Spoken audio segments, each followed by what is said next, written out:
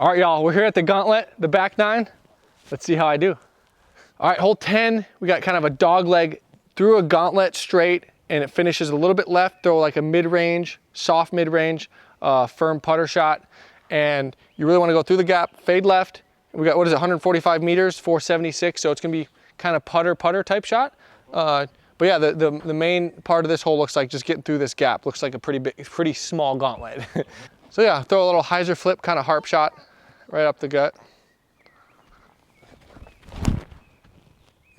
A little bit too tight, I think, but got a good kick. I'm gonna try to throw one a little bit further to the right down the gap. I'll throw a mid-range actually, just try to throw off a little flexy mid-range up there.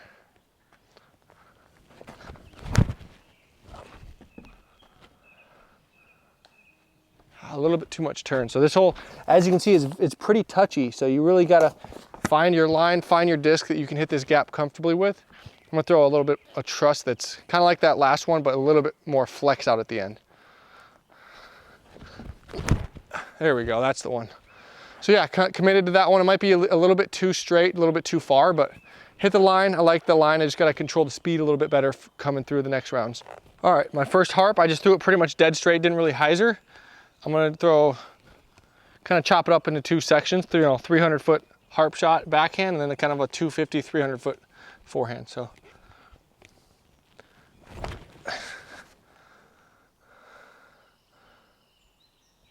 All right, looks like that one went a touch deep, so put a little bit more touch on it, a little softer. There we go, that's way better.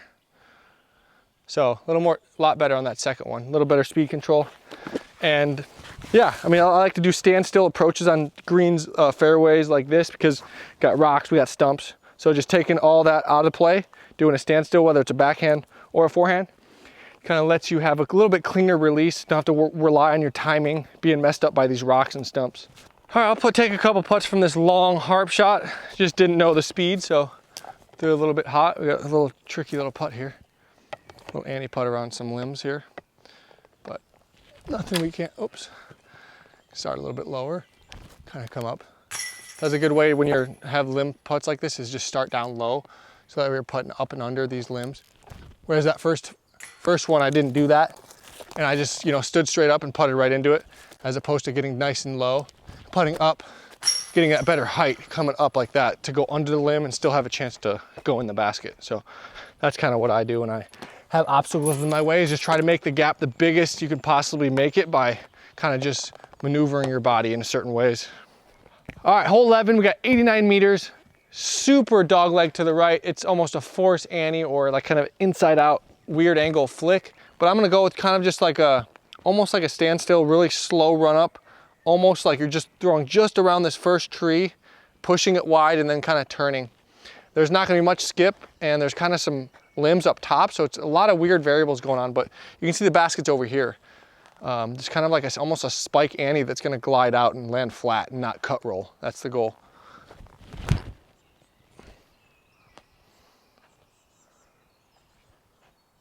Oh, that was cash, but it just got a bad kick.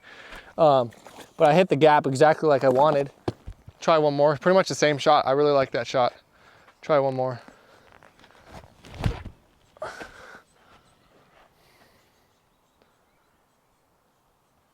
Okay, so that was pretty much the exact same shot as the first one. I just didn't get a bad kick, but yeah, let's go with the smooth, soft, flippy mid-range through the gap, and let it turn up there and control the angle. That's the biggest thing on shots like this, is not overturning it, which I see a lot of amateurs when they throw shots like this, they want to overturn it and then it ends up cutting back out.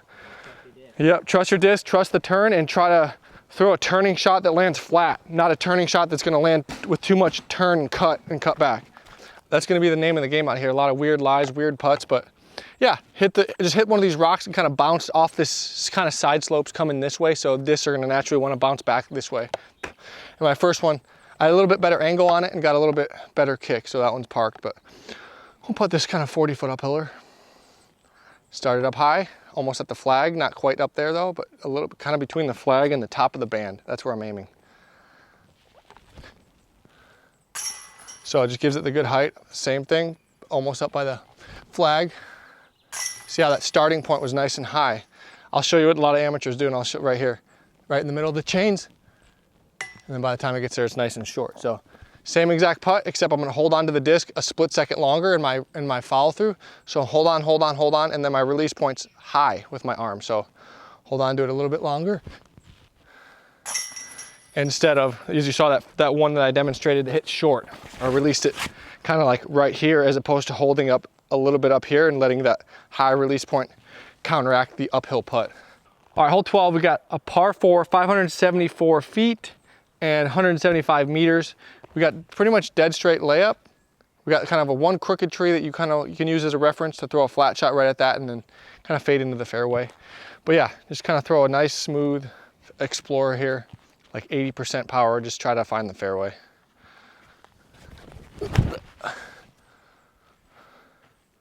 Oh, so I clipped that little dinker tree. It's funny, I didn't even actually see it until my disc started flying right at it. So I'm actually gonna throw a mid-range just for fun, just to see kind of where that puts me. I'm gonna try this right side gap so I can get away from that pencil tree that I hit the first time. So, dang, that thing got unstable. So that's a good line, just a little bit left. I'm gonna go one more so that way I can really find the fairway and see. I'm gonna throw this one a little bit higher. There we go, that's way better. So that's gonna find the fairway, hyzer into it. So yeah, that's kind of exactly what I wanna do here. Throw it on the right-hand side. Obviously that first one I clipped the tree, but that's kind of the situation where I'm kind of glad I hit that tree right now, just to kind of figure out that it can be in your way. Not that you're ever trying to hit trees, but in a practice round like this where I'm really trying to dial in, it's almost a good thing, because then I can kind of know how to shape my shot to avoid that from happening in the tournament. Look, kind of a little bit forced flex. But on a shot like this, it almost looks like you want to flex and then come back out, but I like to keep it simple and just make it a one angle shot. Throw a one angle shot to 15 feet, as opposed to trying to get that extra distance close to the basket. You bring in more variables when you try to control the perfect flex. So I'm just gonna throw the one angle shot and keep it nice and simple, keep it high percentage. Just like that. So how you see how I kept it on that one angle, I didn't really focus on hyzering out. Do that same thing on this shot.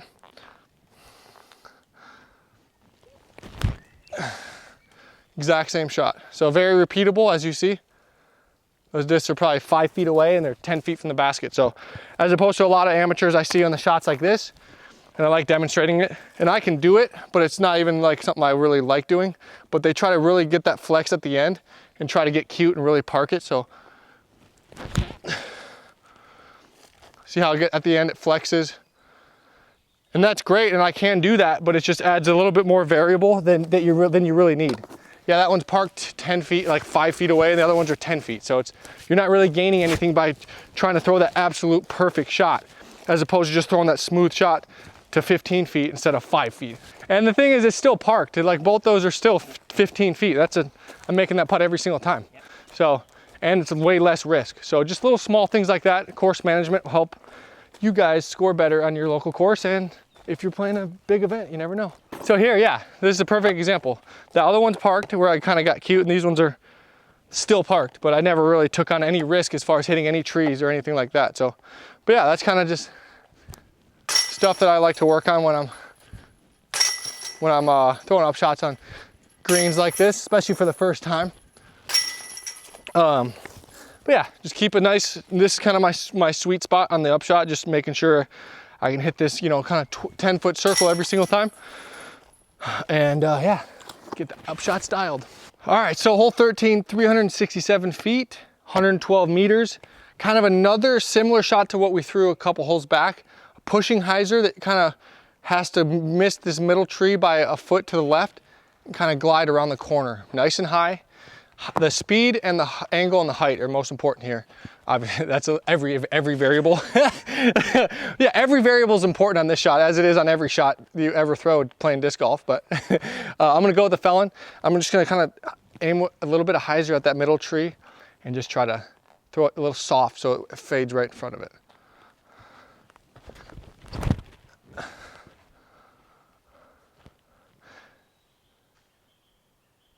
So that seems like pretty good. I think that's gonna be like 20, 30 feet right of it. Yeah, so that was great line, great everything. I just wanna throw it a little bit more tight maybe to this left tree, but it's hard because that gap is really narrow. There we go. That seems like way better. See how that looks. Okay, that felt great. I don't know, it depends on the skip. It's probably a lot of rocks, and as you can see, the terrain's pretty rough, so we'll see what kind of skip we got, but I peered the gap, threw it with good speed, threw it about 360. Should be right around circle's edge, which seems like a good drive on this hole. Yeah, first shot was better. I got a little bit closer than the second one. I just, you know, it's hard to tell what kind of skip you're gonna get up here.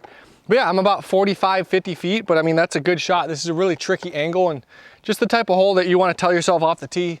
If you can get yourself a circle's edge look or even, you know, circle 1.5, that's a good shot. So this is gonna be a very common spot for me and a lot of the field really to land. You know, if you wanna get a birdie, you're gonna have to hit a long putt like that. Oh, too high. There we go. So yeah, no, just seems like the name of the game out here. A lot of kind of like weird, like 70% fairway shots that you want to kind of hyzer around the corner and hopefully get a skip. But yeah, some of these baskets are tough to park and you're gonna have to make 40, 50 footers to get birdies, which I like the challenge. I think it's gonna be great. It's gonna be tough to score on some of the holes, but yeah, it's a great mix of holes so far. I'm excited to see how it scores this weekend. All right, hole 14, we got 322 feet, 98 meters, playing uphill, so it's gonna add at least probably another 50 to 100 feet. So it's probably playing closer to 400, 450 in that range. I'm gonna go with one of my little bit understable blue generals, kind of throw it a little bit right of that white birch tree and let it kind of fade. So see what kind of action we can get out there. It's gonna be a little bit short right, but got a little bit skip. Yeah, circle's edge putt. This one I'm just gonna throw pretty much the same shot, just a little bit more flex. That one I just let it hyzer a little bit, and the uphill angle kind of just made me fade out a bunch. So try to throw a little bit more turn on it to kind of counter this uphill angle we got here. Same thing as that first one, but it's still probably gonna be about 30 footer. Yeah, so yeah, that was a good shot. There's that little fence thing, and that's kind of a decent spot to land. I'm gonna throw one of my orange generals a little bit flippier because we're going uphill.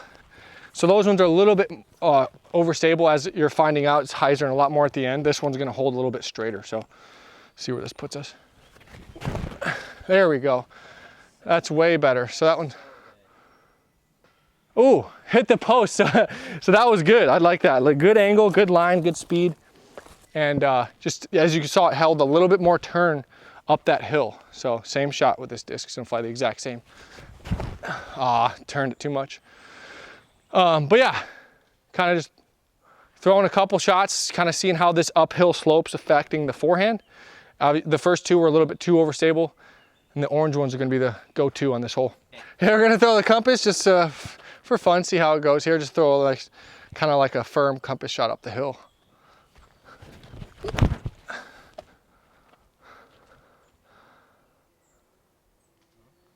That wasn't bad. All right, here's my forehand. It's awkward. Tree in the way on the knee, but nothing we can't handle.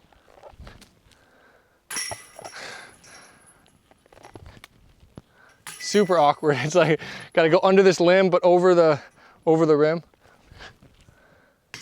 But yeah, I threw one of the forehands OB as well. So yeah, just kind of fading out a little bit more than I'd like. The backhand's parked, so definitely gonna have to maybe throw a couple more practice rounds and see if that backhand's gonna be the game time decision. All right, hole 15, 76 meters, 249 feet, short hole, but very gut wrenching, very thread the needle.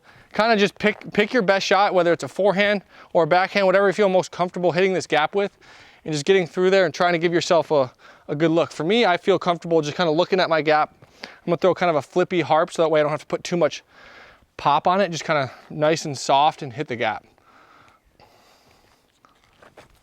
Oh, shoot. Oh, that was a weird noise. Sounded like my disc broke in half.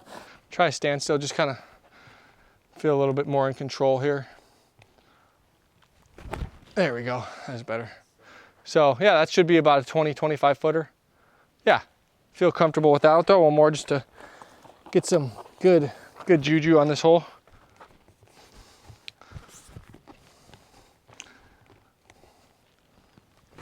There we go. Real nice. Yeah. So yeah, you can still park it. That one's about 15 feet. So yeah, get some confidence. That first one was a bad shot, but yeah, you know, just kind of get a good feel for the hole. The hole like this is just building that confidence, hitting that gap every time. And so that's what I'm doing on this practice round. All right, this is my forehand, a little bit safer play. Obviously you still have to hit a putt, but you're putting right at OB, kind of uphill. If it gets windy, it can kind of get sketchy. Ooh, flopped out. But yeah.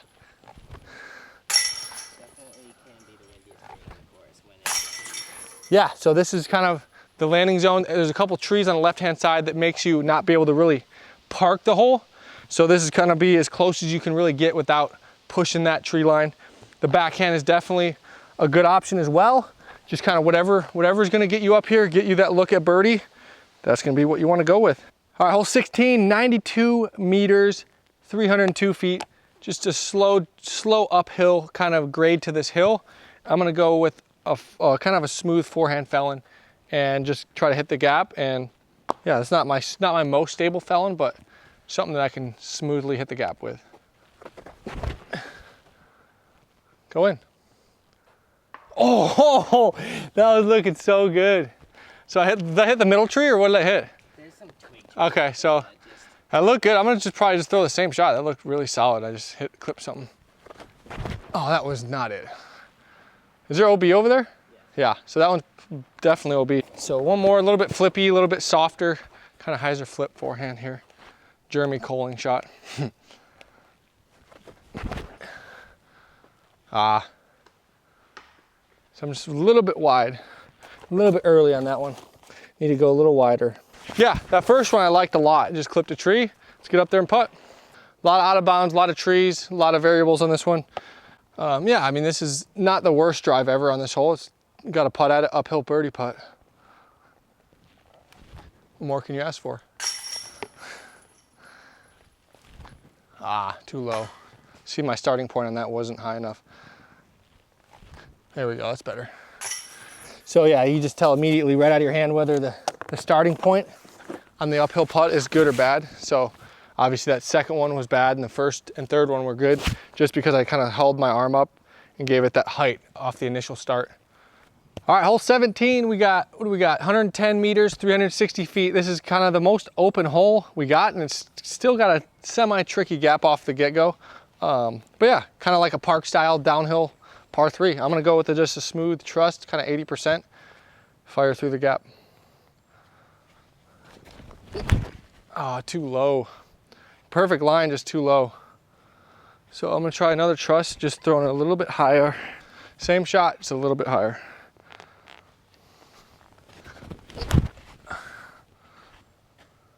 So higher, just a little bit too far left. This one's a little flippier, so I'm gonna have to go more hyzer flip on it. Not the disc I would throw. Those first two are, I just didn't throw them great. There we go. That was better. So for the first two, we'll hyzer a little bit more. That one just didn't really, that one's got a bad skip, but yeah, good line, good, you know, good speed, just a little bit. Those other two, first disc would hyzer a little bit more. Got a little bit of crosswind, but yeah, tricky shot. I like it. I like it. It's good. It's got to have speed control. That last one got a little bit away from me and skipped too far, but good hole. All right, we got another uphill putt. Imagine that. It seems like all day we were getting uphill putts, but I like uphill. I guess gives you kind of a backstop, so you don't really have to worry about the, you know, blowing by the basket as you do on a downhill putt. Just like I said, get that starting point. If you get the starting point, you're gonna give it a good chance to go in.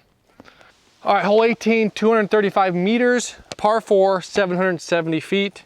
Probably one of the harder holes just looking at it visually, because you're kind of throwing like a left to right flex shot with ideally a fast disc to get way down there. I'm gonna go with the trust just because I haven't played the hole yet, and I wanna see how that goes. But you got a rock wall on the right-hand side. If you drift too far right and too far, you're gonna go over OB over that rock wall. So I'm just trying to throw it low, smooth, in control, and then play my second shot from wherever this lands.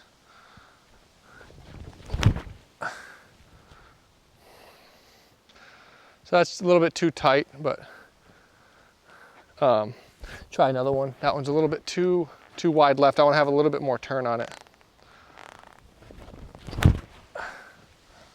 Ding! I thought I was gonna try one more. Getting a little tired from the, haven't slept since the preserve basically. But yeah, this one I'm just gonna turn a little bit more. There we go. So yeah, I'm gonna see where that puts me. That's kind of the safe shot that I want to see where that one's gonna land.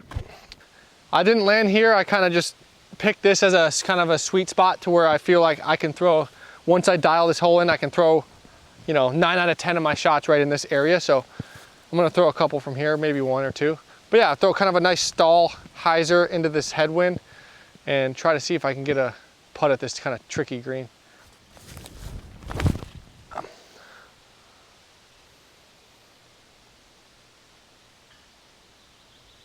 That's right where we were talking. Looks like about a 40 footer, 50 footer, something like that. So yeah, very, very makeable from there, but it's definitely a crush from here. I'm gonna try one more. See if I can't get one a little bit closer. A little bit too wide, but we'll see. Looks like it probably, yeah, 50, 60 footer. But yeah, this is just another, there's about 2 on every course, almost, not every course, a lot of courses though. There's always those 2 or 3 kind of bonus birdie holes. This one's not really a bonus, it's just, it's almost a bonus birdie hole with how challenging it is. But yeah, you're not really expecting to birdie it because of all the OB, all the tough variables you got to it. But yeah, it's a great finishing hole. If you need a stroke, you can definitely birdie it. All right, these shots were actually a lot closer than I thought they were gonna be. They're both 25, 30 footers uphill again. I feel like every putt I've had all day is an uphill putt. So we're just dialing in our uphill putts, you know, that's all.